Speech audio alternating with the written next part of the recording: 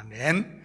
좋은 아침입니다. 오늘은 1부 예배와 2부 예배 설교를 다르게 준비를 했습니다. 왜냐하면 오늘 2부 예배는 알다시피 우리 추수감사주일 찬양축제로 예배를 드리기 때문이지요. 어린이 주일학교부터 EM 학생회 그리고 90이 넘으신 어르신들까지 함께 이 각 목장들로 온몸으로 찬양을 하나님께 올려드립니다. 저도 설교 대신 찬양을 한 곡 준비해서 부를까 생각을 했었는데 요즘 제가 목이 쉬어가지고 도저히 자신이 없어서 찬양 한 곡은 내년 추수감사주일 때 이렇게 설교를 대신해서 드리고 그러려고 합니다. 그래서 2부 예배 때는 찬양 한 곡 딱 길이에 3분 설교를 준비했습니다. 그렇다고 1부 예배를 3분 설교로 할 수는 없어 이렇게 또 다시 별도로 준비를 했습니다. 추수감사절은 성경에 나와 있는 절기는 아닙니다. 미국에 첫 발을 들인 청교도들로부터 시작된 미국의 절기지요. 물론 성경에도 이와 비슷한 절기가 있습니다. 바로 수장절입니다.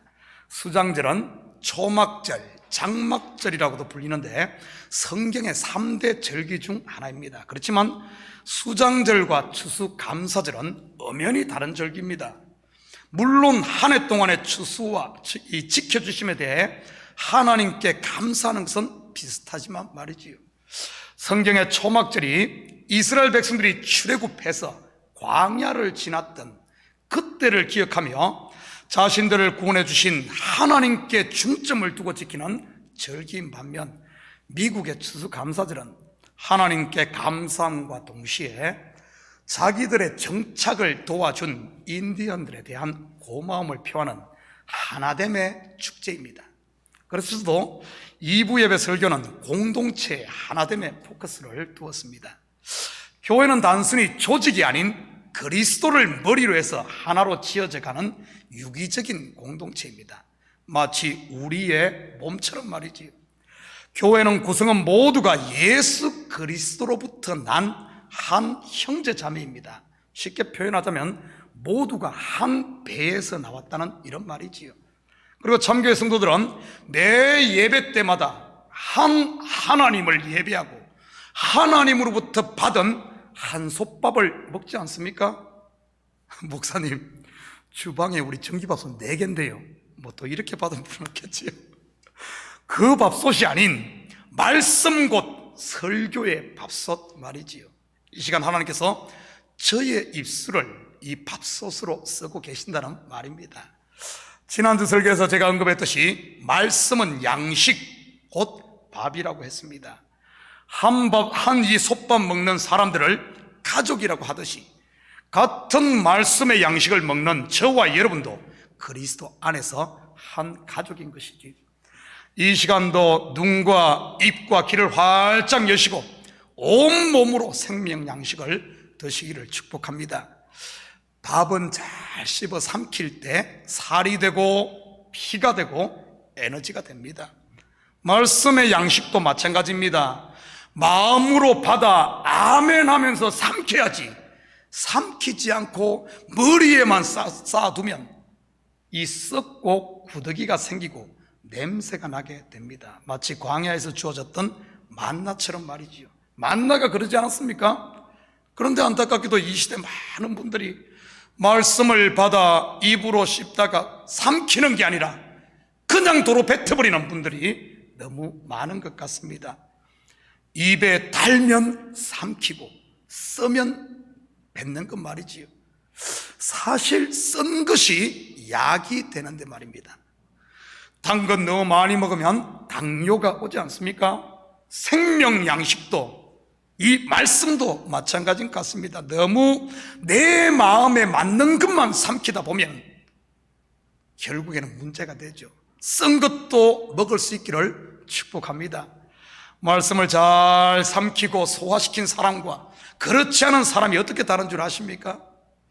말씀을 아멘으로 받아 잘 소화시킨 사람은 입가에 미소라는 꽃이 피지요. 마치 모나리자처럼 말입니다. 그리고 얼굴에 화색이 돌며 봉덕각시처럼 활짝 피게 되는 것입니다. 마치 남자친구를 만나 사랑에 빠진 이 청년들처럼 말입니다. 그리고 맥이 빠져 축 늘어졌던 팔에 힘이 생겨 청소도 하고 설거지도 하고 성도들의 발도 닦아주고 하는 것입니다. 앉아만 있던 두 발에 힘이 생겨 걷고 뛰고 춤을 추며 산을 넘고 물을 건너 복음을 전하는 이런 아름다운 발이 되지요. 매 커피집에 죽쳐 앉아 남의 뒷담 하나 까고 불평과 원망만 늘어놓던 입에 감사와 찬양의 휘파람이 나오게 되는 것이지요. 썸물을 내던 샘이 단물을 내는 샘으로 치유가 되는 겁니다. 서로를 격려하고 칭찬하고 위로하면서 말이지요. 또한 공항 검색대의 기계가 우리의 몸을 스캔하듯이 사람을 쳐다보며 헐기던 눈에 긍휼의 눈물이 맺히는 이 메텔의 눈이 되는 것이죠.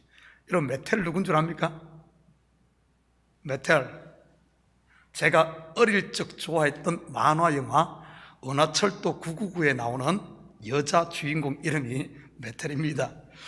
철이와 함께 나왔던 긴 머리칼을 가진 금발의 주인공 말이지요. 철이를 바라보던 이 메텔의 눈에는 언제나 엄마 이런 아이를 향한 사랑과 긍휼이 뚝뚝 흘렀습니다. 저는 우리 참교회 모든 성도들이 하나님의 말씀을 이렇게 아멘으로 받아 잘 삼켜 서로 못 잡아먹어 안달인 하이에나의 눈이 아닌 금방이라도 사랑이 쏟아질 것 같은 이런 메텔의 눈을 가지시기를 축복합니다. 그에 비해 말씀을 삼키지 않고 머리에만 담고 있거나 아니면은 삼키지 않고 뱉어버리는 사람도 있지요. 그러면 어떻게 될 것 같습니까? 음식을 씹다가 뱉어버리거나 삼켰다가 토해내면 말이지요, 지독한 냄새만 풍겨 주위 사람이 다 도망가지 않겠습니까? 하나님의 말씀도 마찬가지인 겁니다. 오늘도 저와 함께 말씀의 생명 양식을 같이 잘 먹고 삼켜서 소화시킬 수 있기를 축복합니다. 오늘 본문은 3절밖에 안 되는 짧은 본문입니다. 소제목이 서기관을 삼가라 이지요. 서기관을 삼가려고 하면 먼저 서기관이 누구인지부터 알아야겠죠. 서기관이 누구입니까? 공무원의 직급 명칭인가요?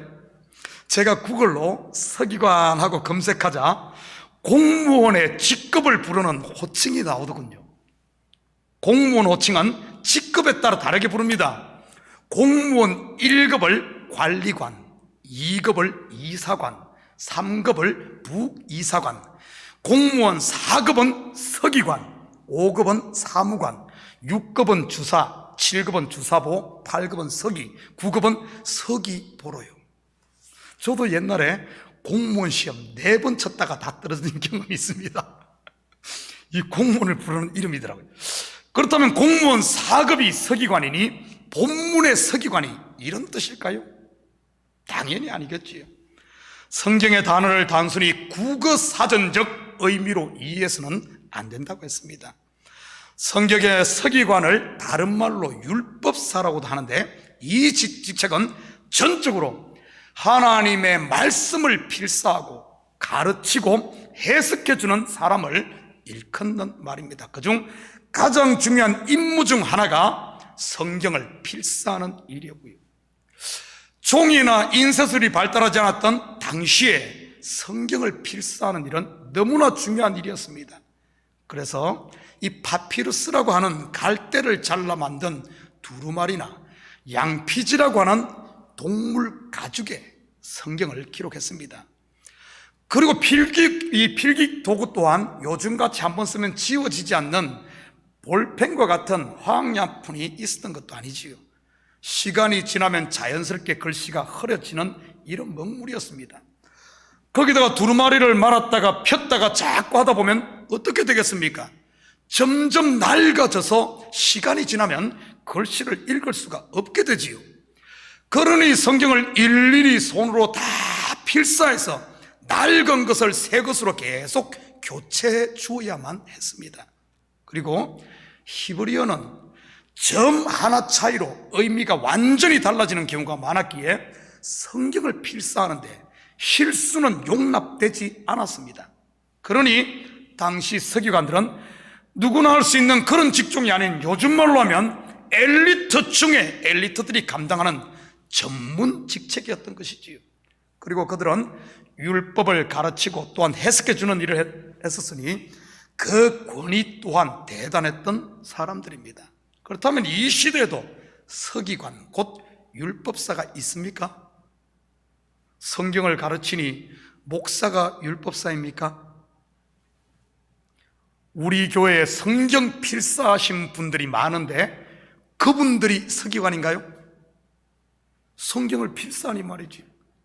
신학교 교수들이 서기관인가요? 아니면 인쇄소 사장님이 서기관입니까? 요즘에는 서기관 직책이 없으니 이 말씀은 나와 상관이 없다는 말일까요? 아닙니다. 그렇다면 우리가 삼가해야 할 서기관은 누구겠습니까? 예수님의 말씀은 언제나 땅의 것, 곧 끝의 것을 말하는 게 아니라 하늘의 것, 곧 속의 것을 말하고 있음을 잊지 마시기 바랍니다. 서기관은 외부에 있는 게 아니라 바로 구원받은 내 속에 있는 그런 것이니까요. 그렇다면 삼가해야 할 서기관이 무엇인지 우리 같이 살펴보십시다. 46절입니다. 긴 옷을 입고 다니는 것을 원하며 시장에서 문안받는 것과 회당의 높은 자리와 잔치의 윗자리를 좋아하는 서기관들을 삼가라. 먼저 그들은 긴 옷을 입고 다니는 것을 원하네요. 그러면 긴 옷이 아닌 짧은 옷을 입고 다니면 서기관을 삼가는 것일까요? 둘째, 시장에서 문안받는 것을 좋아하네요. 시장에서 문안받지 않으려면 어떻게 하죠? 먼저 시장을 가지 않으면 되겠네요.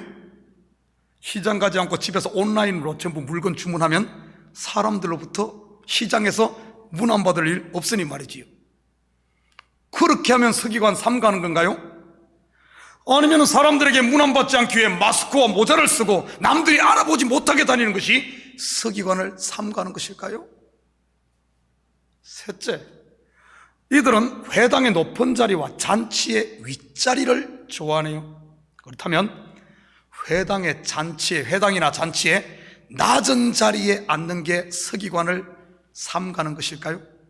저 뒤쪽 높은 자리에 앉으신 분들, 이 낮은 자리로 앉는 것 말이지요.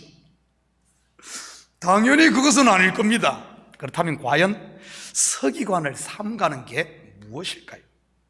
먼저 서기관을 삼가라 할 때 사용된 단어가 프로세코인데, 이 단어는 주의하다, 조심하다는 뜻뿐만 아니라 청종하다, 발견하다는 뜻도 같이 있습니다. 삼가라는 말은 무조건 피하고 하지 말라는 말이 아닙니다. 바로 이런 말이지요. 서기관들로부터 나오는 것을 주의해봐, 청종해봐. 그러면 뭔가를 발견하게 될 거야. 이런 의미입니다.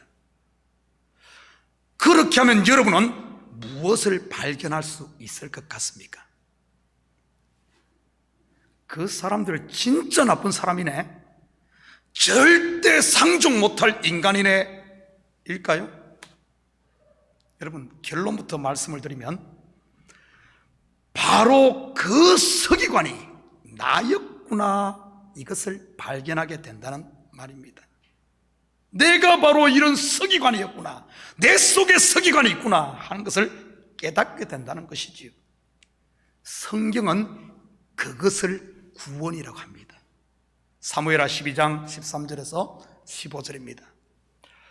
다윗이 나단에게 이르되 내가 여호와께 죄를 범하였노라 하매 나단이 다윗에게 말하되 여호와께서도 당신의 죄를 사하셨나니 당신이 죽지 아니하려니와 이 일로 말미암아 여호와의 원수가 크게 비방할 거리를 얻게 하였으니 당신이 낳은 아이가 반드시 죽으리이다 하고 나단이 자기 집으로 돌아가니라. 다윗이 그 죄인, 죽을 죄인, 반드시 죽어야 하는 그 죄인이 바로 그자가 자기임을 깨닫고 고백하는 순간, 그 순간 죄사함의 은총과 함께 구원이 그에게 임하게 되지요.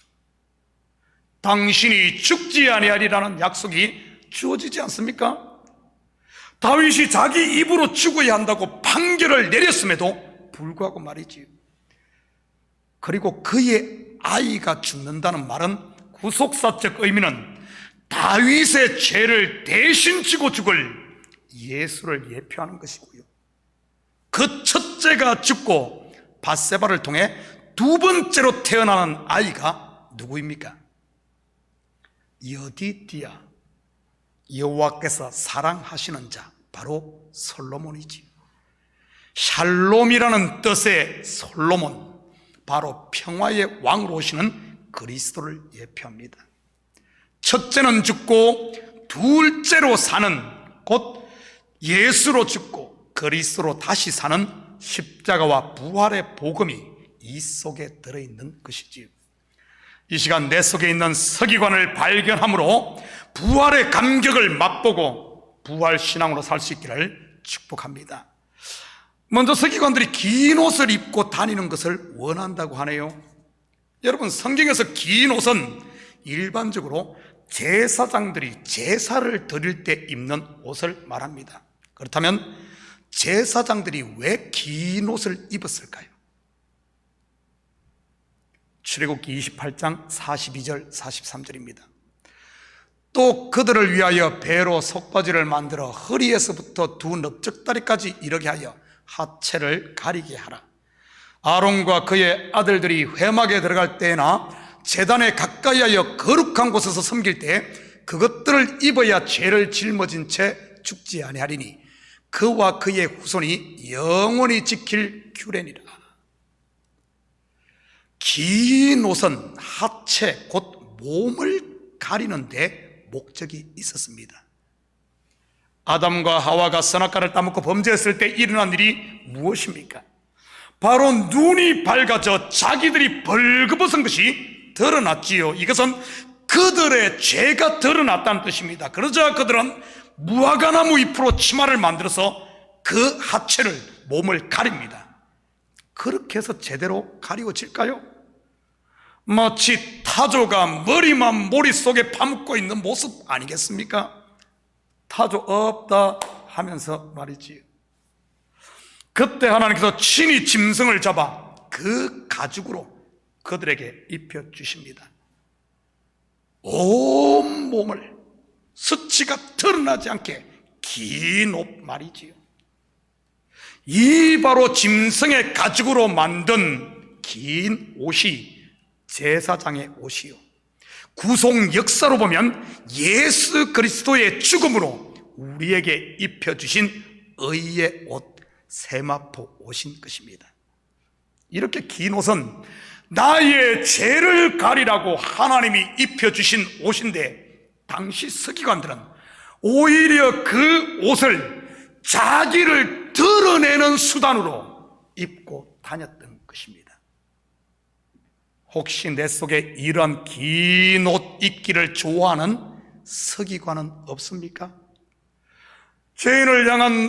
죄인인 나를 향한 하나님의 사랑을 알라고 준 계시의 책인 이 성경을 내 지식과 내 유식을 드러내는 도구로 쓰고 싶어하는 이런 마음들 말이지.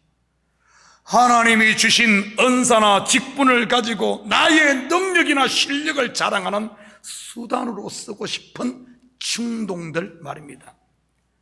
하나님의 의를 내 의로 자랑하고 싶은 마음은요, 내 속에 이런 서기관들이 있음을 발견하지 못하면 어떻게 되는 줄 아십니까? 스스로는 긴 옷 입고 혼자 패션쇼하며 다니는데 남들은 뭐라고 하는 줄 압니까?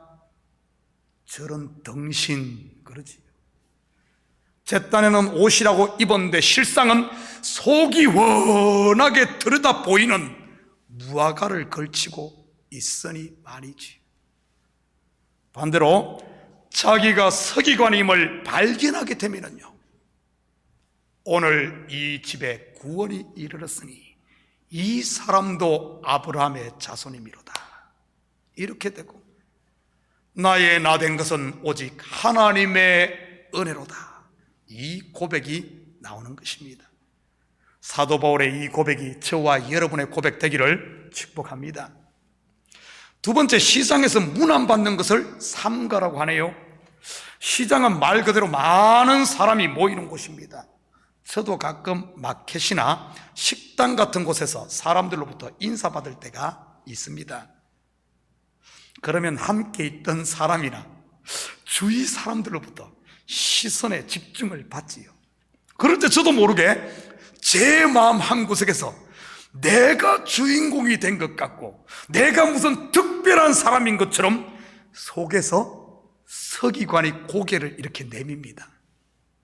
그런데 내 속에 이러한 서기관이 있음을 발견하지 못하고 그냥 두면 어떻게 될까요?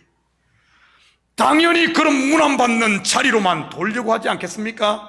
그러다가 기대했던 사람이 인사하지 않으면 내 스스로 시험이 들고 괜히 혼자만 왕따 된 것 같고 이렇게 되는 겁니다. 문안이라는 이 헬라 단어가 아스파조마인데 이는 인사하다는 뜻뿐만 아니라 환영하다, 존경하다, 경배하다, 껴안다 등의 뜻이 함께 포함된 단어입니다. 사실 예수 그리스도의 보혈의 피 공로로 구원받은 성도들에게 있어 경배의 대상은 오직 한 분입니다. 그런데 문안받는 것에 익숙해지다 보면 나도 모르는 사이에 내가 하나님의 자리에 앉아 있을 수도 있다는 사실입니다. 여러분, 목사만 교주되는 것 아닙니다. 목사만 잘못해서 교주되는 것 아니에요. 나도 모르는 사이에 여기 익숙해지다 보면은 자기 착각에 빠지고 자기가 인생의 주인공인 양 착각 속에 사는 거죠. 혹시 내 속에도 언제나 내가 주인공이 되어야만 직성이 풀리는 이런 서기관은 없습니까? 성도에게서 주인은 오직 한 분, 교회의 머리이신 예수님인 줄 믿습니다. 내가 내 삶의 주인이 아니면서 주인으로 이렇게 살려고 하니 힘이 드는 것 아닙니까? 맞지 않는 갑옷 입고 맞지 않는 투구를 쓰고 나에게 맞지 않는 칼을 차고 어떻게 싸움을 할 수가 있겠습니까? 성도에게는 가장 잘 맞는 이 무기는 물맷돌 되시는 예수님이 나의 머리로, 그리고 나는 그의 지체로 있을 때 골리앗과 같은 거인도 한 방에 무너뜨릴 수 있는 것 아니겠습니까? 성도가 가장 행복할 때는 자기 자리에 있는 것인 줄 믿습니다. 바로 성도는 하나님을 경배하는 자리가 가장 복된 자리인 것이죠. 마지막으로 삼가해야 할 것은 회당의 높은 자리입니다. 이것은 단순히 존경받는 자리이기도 하지만 선생의 자리를 말하기도 하지요. 특별히 요즘 인터넷의 발달로 인해 우리는 지금 말씀의 홍수 속에 살고 있다고 해도 과언이 아닐 것입니다. 그러다 보니 무분별하게 이것저것 입맛대로 말씀을 듣다 보니 머리는 커졌는데 손발은 마비되어 버린 기형적인 신앙인들이 의외로 많습니다. 그러면서 자기가 아는 것이 전부인 것처럼 착각하고 사는 경우들 말이지.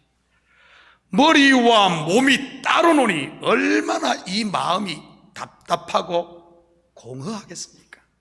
47절입니다. 그들은 과부의 가산을 삼키며 외식으로 길게 기도하니 그들이 더 엄중한 심판을 받으리라 하시니라. 과부는 유대 사회의 대표적인 생활보호 대상자였습니다. 심지어 율법으로도 그들을 보호하라고 명시하고 있습니다. 고아와 과부 그리고 나그네를 대접하라고 말이죠. 그런데 영적으로 보면 이러한 과부가 누구겠습니까? 바로 율법 남편이 죽은 자 아니겠습니까?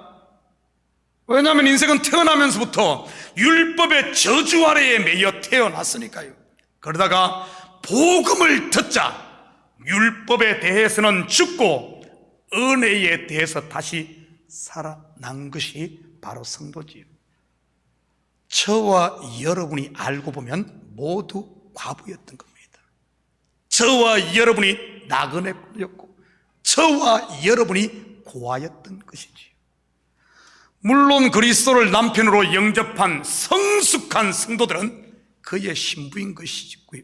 그렇지만 율법에서는 해방되었지만 은혜를 제대로 알지 못하고 있는 미숙한 신앙이 바로 이 과부의 상태인 것입니다. 돌봄이 필요한 어린아이 말이지요. 서기관들이 과부의 가산을 삼킨다는 말은 곧 육신의 생각이 옛것들이 성령의 전인 우리 마음에 이 은혜와 평강을 허물고 있다는, 빼앗아가고 있다는 이런 말입니다.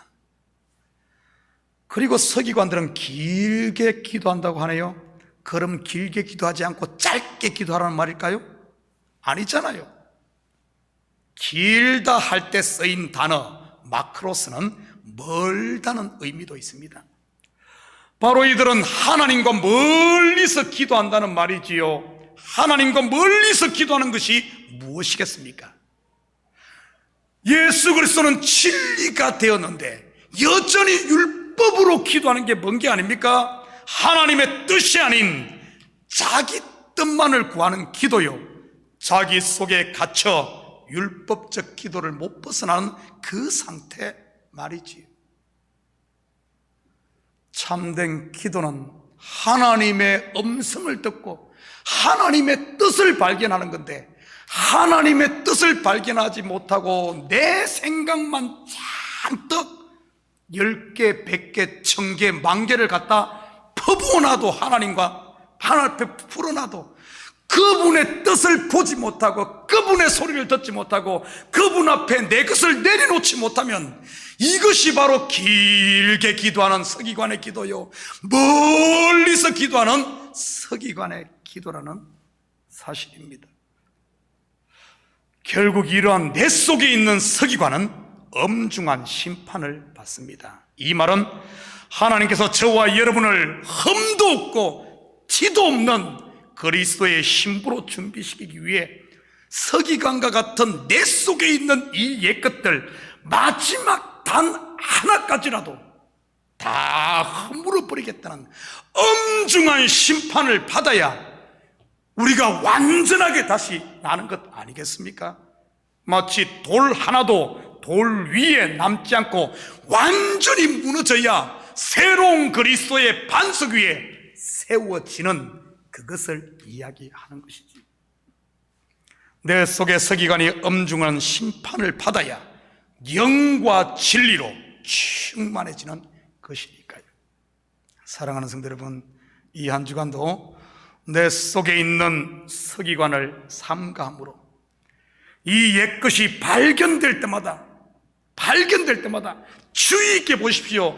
다른 데 쳐다보지 마시고 내 자신, 내 속에 있는 것을 주의 있게, 내 속에 움직이는 이 마음의 소리에 청중하며 이런 서기관들이 발견될 때마다 우리가 십자가 앞에 나와서 엎드리시고 그럴 때마다 하늘의 새 것으로 채워지므로 여러분, 더 이상 율법 서기관이 아닌 천국의 제자된 서기관, 곧 우리의 얼굴이 그리스도의 편지가 되고 우리의 입술이 그리스도의 향기를 풍기며 저와 여러분의 손과 발이 묻 영혼들의 허물을 덮어주고 씻어주는 이 시대에 작은 예수, 천국의 서기관으로 사는 이런 복된 한 주가 되기를 주님의 이름으로 축복합니다. 같이 기도하십시다. 사랑의 아버지 하나님, 참으로 감사를 드립니다. 거룩한 주일 저희들에게 허락하시고 올 한 해도 주께서 아버지 하나님 우리에게 일하게 하시고 주께서 우리 속에서 우리를 거룩한 천국의 서기관, 하나님의 아들 그리스도의 신부로 빚어가게 하심을 참으로 감사를 드립니다. 내 속에 이런 거짓들이 발견될 때마다 숨고 피하는 것이 아니라 십자가 앞에 설 때마다 아버지 하나님, 주님의 손으로 우리의 잘못된 것은 허물어 주시고 그 허물어진 자리에 하늘에 쉥한 것으로 채워 여기까지 인도하시고 한 해도 이런 많은 아름다운 신앙의 결실을 하게 하시고 열매 맺게 하시고 성숙하게 하신 하나님, 주님께 찬양과 경배를 드립니다. 이 한 주간도 우리의 삶의 영역 영역마다 성령의 열매들이 있어 하나님께 영광 돌리며 참 많은 영혼들에게 풍성함을 공급하는 저희들 되게 도와주시옵소서. 감사드리며 예수님의 이름으로 기도드립니다. 아멘. 우리 다 같이 일어납니다.